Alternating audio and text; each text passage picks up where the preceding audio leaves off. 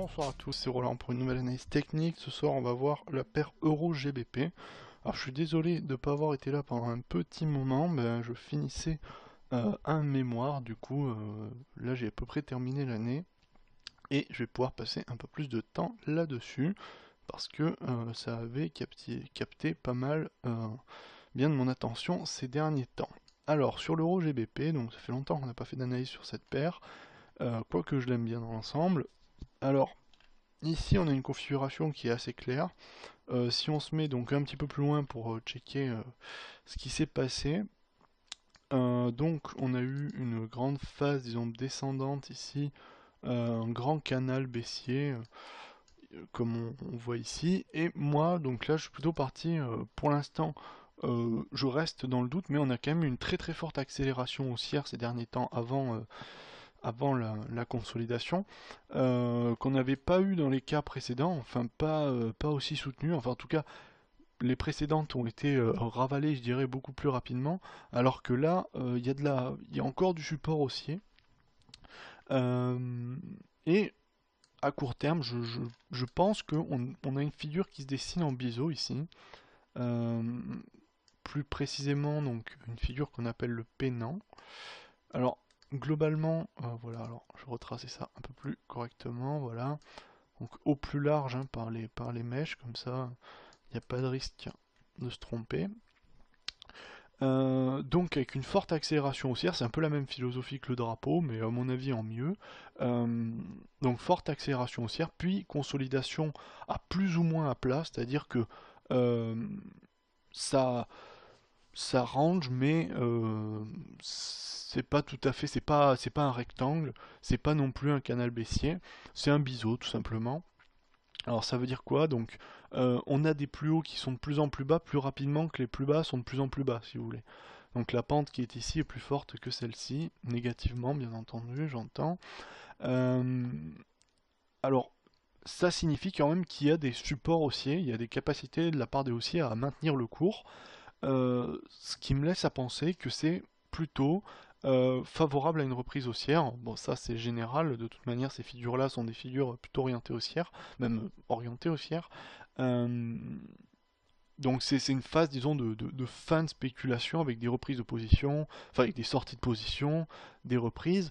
Et si on avait vraiment eu un mouvement de repli baissier, on l'aurait eu depuis longtemps, à mon avis, puisque là il y a des doutes et on a dépassé la résistance que j'avais tracée tout à l'heure, euh, du Grand Canal. Et depuis, de toute façon, on est quand même plutôt dans une tendance plutôt propice à la hausse actuellement, puisqu'on a passé pas mal de plus haut. Euh, et là, on revient pas vraiment, on ne revient pas sur des plus bas, on va pas, on reste sur des niveaux quand même qui sont assez stables. Vous voyez la différence entre le plus bas ici, c'est 0,84,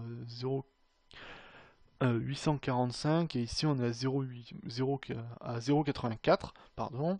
Du coup bon il n'y a pas une grande marge dans les plus bas, ça reste assez homogène. Alors qu'est-ce que c'est l'analyse? Là je vais être, pour l'instant je dis pas que ça va être aussi ou baissier parce qu'on peut pas le déterminer comme ça, on peut le voir qu'à la sortie de la figure. Cela dit, euh, si on a un franchissement haussier de la résistance oblique ici, là on peut être très franchement haussier sur une distance, je dirais, j'estimerais comme ça, jusqu'à la dernière pointe d'accélération que je reporte sur le point bas, jusqu'à 0,90. Ça me paraît tout à fait viable dans la mesure où c'est la zone des plus hauts, disons du dernier plus haut, tout simplement du dernier véritable plus haut, dans une zone à peu près 0,90. Ça me paraît tout à fait adapté. Donc si on avait une sortie à la hausse, ce qui me semble tout à fait possible, de cette figure autour de 0,85 par là, on pourrait très rapidement aller jusqu'à 0,90. Ça me paraît tout à fait plausible. La figure est très bien tracée. Il y a une bonne phase haussière sans interruption, une phase de consolidation qui ne montre pas une faiblesse des haussiers. Donc euh, il y a quand même un fond haussier là-dessous, c'est pas seulement spéculatif aller-retour. Donc je reste plutôt confiant, même je donnerais plutôt même un biais plutôt haussier sur l'ensemble, même si je me réserve le conseil de trader directement sur cette figure. De toute manière, on a deux trois bougies qui sont pas très bonnes.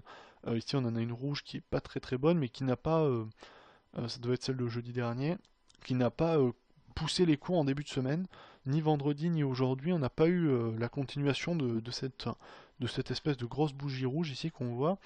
Du coup, je, je trouve que ce support, là, cette zone de support, est assez efficace. Donc à ce moment-là, je pense qu'il y a des chances que ça rebondisse dans le courant de la semaine, qu'on reprenne au 0,85, peut-être 0,86, peut-être pas quand même. 0,855, ça me paraîtrait déjà bien. Donc je vais plutôt aussi sur la semaine. Disons, là c'est vraiment tout à fait intuitif. C'est pas, y a pas de, je vois pas de figure qui me dit ça va monter.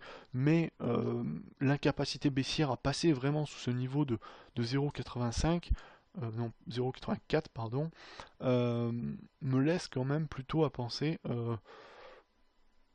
que les possibilités haussières sont importantes, surtout que ça fait 1, 2, 3, 4 fois qu'on teste le support, enfin la zone de support je dirais. Ça fait 4 fois qu'on fait des plus bas qui ne vont pas très loin.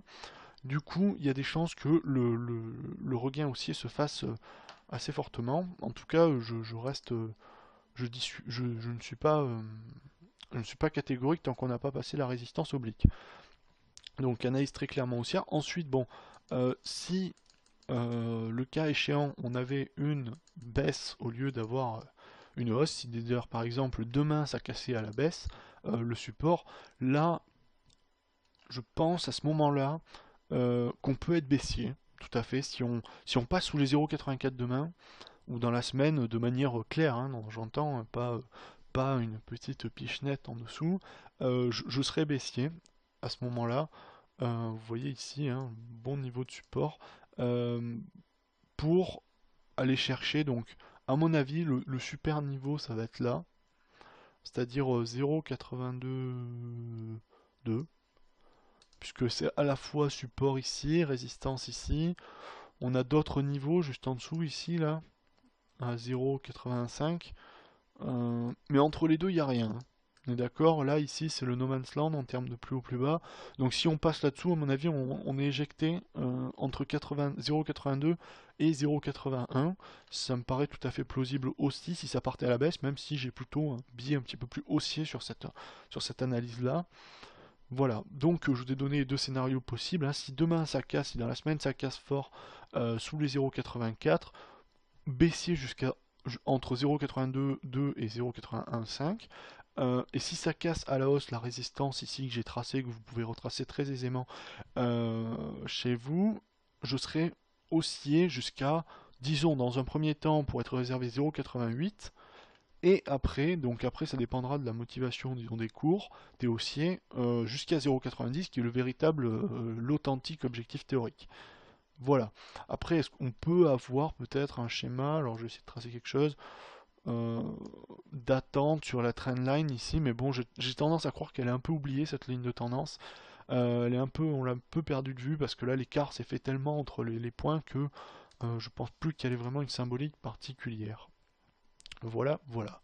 J'espère que cette vidéo vous aura intéressé, et je vous dis